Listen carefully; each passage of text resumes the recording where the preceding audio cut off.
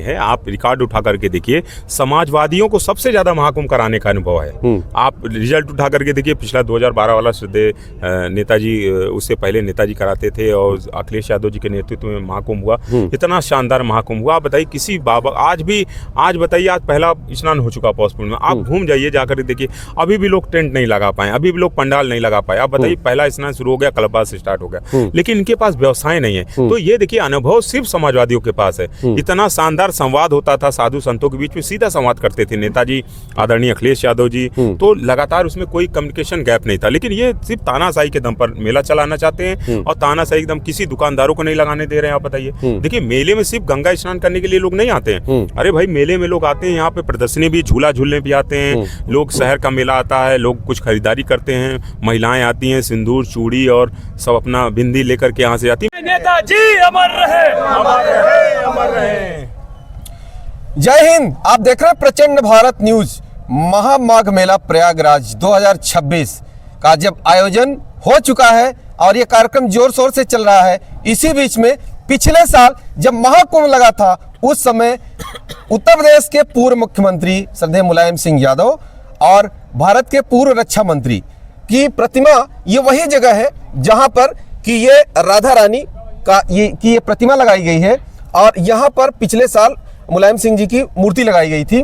और इस पूरे ट्रस्ट, इस कार्यक्रम के जो आयोजक हैं, मुख्य आयोजक हुए संदीप यादव जी हैं, हमारे साथ ये देख रहे हैं, अपने समर्थकों के साथ हैं। तो आज हम बात करेंगे कि ये बताइए, जो सत्ता में बीजेपी है, वो तो कह रही कि आप राजनीति कर रहे हैं मुलायम सिंह यादव जी की मूर्ति लगाकर यहाँ।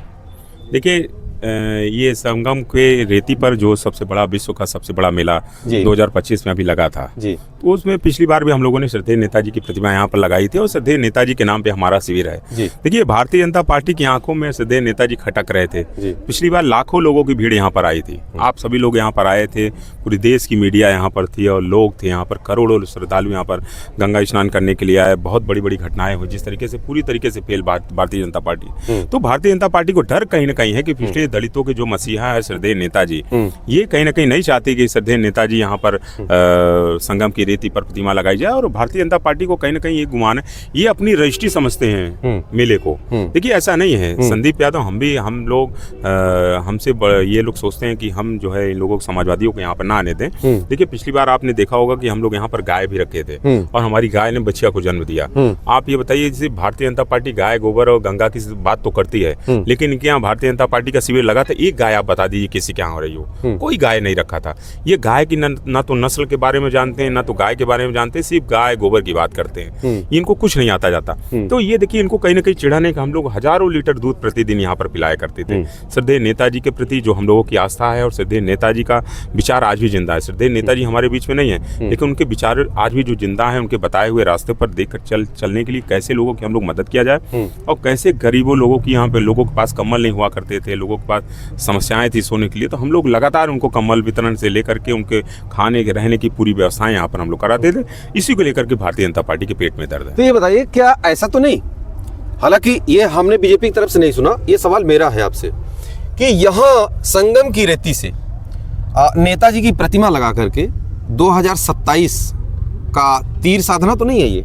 देखिए, हम श्रद्धेय नेताजी की प्रतिमा लगाए। देखिए, ये आज तक मैंने क्या कहा, मेरी संस्था का नाम श्रद्धेय मुलायम सिंह यादव स्मृति सेवा संस्थान है। भाई, नेताजी की तो प्रतिमा यहाँ लगाई जाएगी। नेताजी को हम विचारों को लेकर के जब चल रहे हैं, तो जाहिर सी बात है, जिसके विचार को आप लेके चलेंगे उन्हीं की प्रतिमा लगाएंगे। मैंने भारतीय जनता पार्टी से, मैं आपके चैनल के माध्यम से कहना चाहूंगा कि आप भी अपने अटल जी की क्यों नहीं लगा लेते भाई? आप भी अपने जिनको भी मानते हैं, आप उनकी प्रतिमा लगा लीजिए, आप अपने यहाँ क्यों नहीं लगाते? लेकिन देखिए, इनके यहाँ नहीं लगाई जाएगी। इनके यहाँ सिर्फ 2 नेताओं की फोटो लगती है। पूरे महाकुंभ में आप जाकर के देखिए, हजारों करोड़ों रुपए खर्च सरकारी पैसे पर सिर्फ 2 लोगों की फोटो लगी हुई है। दूसरे के सिवा तीसरे की फोटो आप नहीं देख पाएंगे। तो ये कहीं ना कहीं इनका इशू है। तो ये नहीं चाहते, ये देखिए, सिर्फ डरे हुए हैं ये भारतीय जनता पार्टी के लोग, श्रद्धेय नेताजी से डरे हैं। तो मैं कभी कभी सोचता हूँ कि श्रद्धेय नेताजी आज नहीं है, उनकी प्रतिमा से ये लोग इतने ज्यादा डरे हैं। अगर श्रद्धेय नेताजी जब रहे होंगे, उनसे कितना ये लोग डरते रहेंगे। ये लोग तो ये कह रहे हैं, बीजेपी वाले कहते हैं कि सपा सरकार से हमने माघ मेला या महाकुंभ का आयोजन अच्छा किया। देखिए ये गलत फहमी है। आप रिकॉर्ड उठा करके देखिए, समाजवादियों को सबसे ज्यादा महाकुंभ कराने का अनुभव है। आप रिजल्ट उठा करके देखिए, पिछला 2012 वाला श्रद्धेय नेताजी, उससे पहले नेताजी कराते थे और अखिलेश यादव जी के नेतृत्व में महाकुंभ हुआ, इतना शानदार महाकुंभ हुआ। आप बताइए किसी बाबा आज बताइए, आज पहला स्नान हो चुका पौषपुर में, आप घूम जाइए जाकर देखिए, अभी भी लोग टेंट नहीं लगा पाए, अभी भी लोग पंडाल नहीं लगा पाए। आप बताइए पहला स्नान शुरू हो गया, कलब्बा से स्टार्ट हो गया, लेकिन इनके पास व्यवसाय नहीं है। तो ये देखिए अनुभव सिर्फ समाजवादियों के पास है। इतना शानदार संवाद होता था, साधु संतों के बीच में सीधा संवाद करते थे नेताजी आदरणीय अखिलेश यादव जी, तो लगातार उसमें कोई कम्युनिकेशन गैप नहीं था। लेकिन ये सिर्फ तानाशाही के दम पर मेला चलाना चाहते हैं और तानाशाही एकदम किसी दुकानदारों को नहीं लगाने दे रहे हैं। आप बताइए, देखिए मेले में सिर्फ गंगा स्नान करने के लिए लोग नहीं आते हैं। अरे भाई मेले में लोग आते हैं, यहाँ पे प्रदर्शनी भी, झूला झूलने भी आते हैं लोग, शहर का मेला आता है, लोग कुछ खरीदारी करते हैं, महिलाएं आती हैं सिंदूर चूड़ी और सब अपना बिंदी लेकर के यहाँ से आती है। मेला एक उत्सव है। मेला सिर्फ गंगा स्नान किया उसके बाद लोग घूमते, तो आप दुकानें नहीं लगा करके क्या संदेश देना चाहते हैं? तो लोग यहाँ पर परेशान है, जिस तरीके से लोगों का उत्पीड़न किया जा रहा है। खैर यहाँ पे तो सिर्फ इसलिए उत्पीड़न किया जा रहा है कि नेताजी की ना प्रतिमा लगे।